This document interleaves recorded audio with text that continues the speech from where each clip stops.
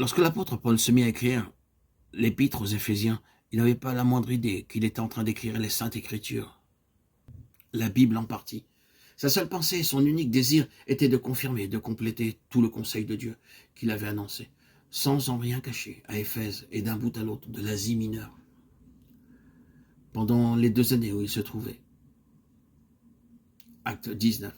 Dans sa propre pensée, c'était une lettre qu'il écrivait, cela en vue d'un lieu et d'un besoin. Il ne lui est jamais venu à l'esprit que ce qu'il écrivait serait lu par un nombre toujours croissant de personnes à travers près de 20 siècles, que cela irait dans un monde dont il ne connaissait rien de la dimension, que des gens de toute race sous le ciel auraient cette lettre traduite dans leur propre langue ou dialecte, qu'elle diviserait la chrétienté dans le monde entier selon les plus grandes écoles de théologie et d'interprétation qui s'opposent, que le peuple de Dieu de tout temps et sous tout régime se nourrirait d'elle avec avidité, que les librairies de tout pays auraient leurs rayons infléchis de façon croissante par les exposés, les commentaires, les sermons sur cette lettre, et que finalement seraient affiliés à cette lettre de nombreux commentateurs faisant l'éloge de ce qui était écrit, témoignant de la beauté et de la merveille de ce qui était annoncé.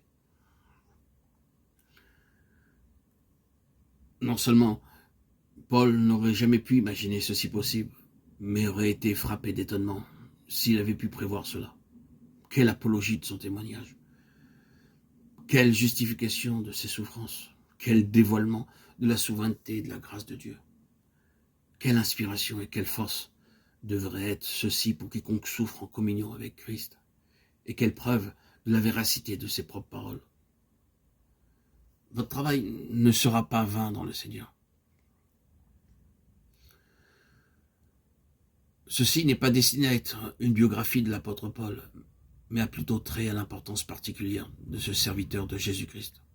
Alors qu'il y a en ce qui le concerne ces facteurs vitaux et essentiels qui doivent être vrais de tout serviteur de Christ et qui sont des facteurs de base à tout ministère fécond. Tout indique à l'égard de Paul qu'il était vraiment un vase choisi, élu, connu d'avance, prédestiné et d'élite. Ce fut vrai en particulier quant à la nature du ministère pour lequel il a été saisi. Une nature semblable de ministère peut, dans une certaine mesure, être la vocation d'autres personnes, mais elle fut frayée en pionnier par Paul. Tous les apôtres se sont tenus sur une base commune qui concernait les fondements de la foi. La personne de Christ, l'œuvre de Christ, la rédemption, la justification, la sanctification, la mission mondiale de prêcher le salut en Christ au monde entier, le retour du Sauveur.